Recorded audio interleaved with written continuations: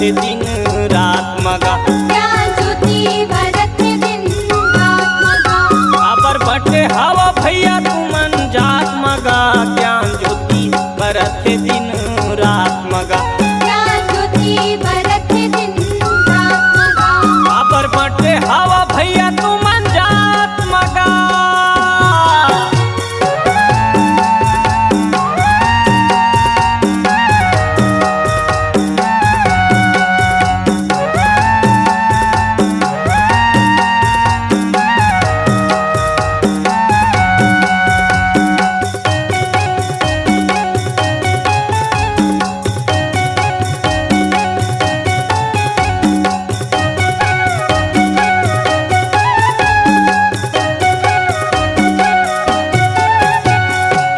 एके चिरक्का एके मांस हवे भैया, एके चितन में हवे पानी हगा। एके चितन में हवे सबके हाड़ा भैया, ताहि रहे संतो ज्ञानी हगा। एके चिरक्का एके मांस हवे भैया, एके चितन में हवे पानी हगा। एके चितन में हवे सबके हाड़ा भैया, ताहि रहे संतो ज्ञानी हगा। नारी पूत हवे दुई जात मगा, ज्ञान ज्योति जलत थे दिन रात मगा। ज्ञान ज्योति जलत थे दिन रात मगा। अबर बटे हवा भैया तुमन जात मगा, ज्ञान ज्योति बरत थे दिन रात मगा। ज्ञान ज्योति बरत थे दिन रात मगा। अबर बटे हवा भैया तुमन जात मगा।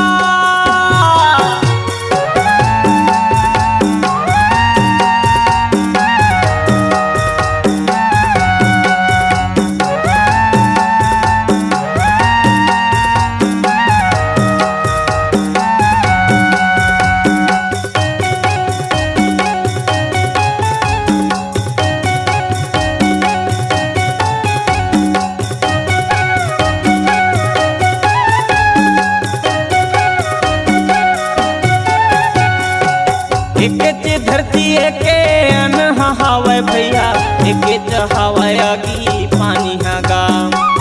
एके च हाथ के पाँव सबो के भैया, एके च मुँह बोले पानी लगा।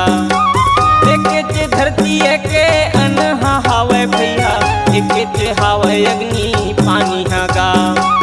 एके च हाथ एके पाँव सबो के भैया, एके च बोले मुँह पानी लगा। एक सही के हवा पर भात गा, ज्ञान ज्योति जलत थे दिन रात मगा। ज्ञान ज्योति जलत थे दिन रात मगा। अबर बटे हवा भैया तुमन जात मगा, ज्ञान ज्योति बरत थे दिन रात मगा। ज्ञान ज्योति बरत थे दिन रात मगा। अबर बटे हवा भैया तुमन जात मगा, ज्ञान ज्योति बरत थे दिन रात मगा। ज्ञान ज्योति बरत थे दिन रात मगा। ज्ञान ज्योति बरत थे दिन रात मगा। ज्ञान ज्योति बरत थे दिन रात मगा। अबर बटे हवा भैया तुमन जात मगा। C-Log Digital Recording Studio, Cordoba. Contact number 99071192115.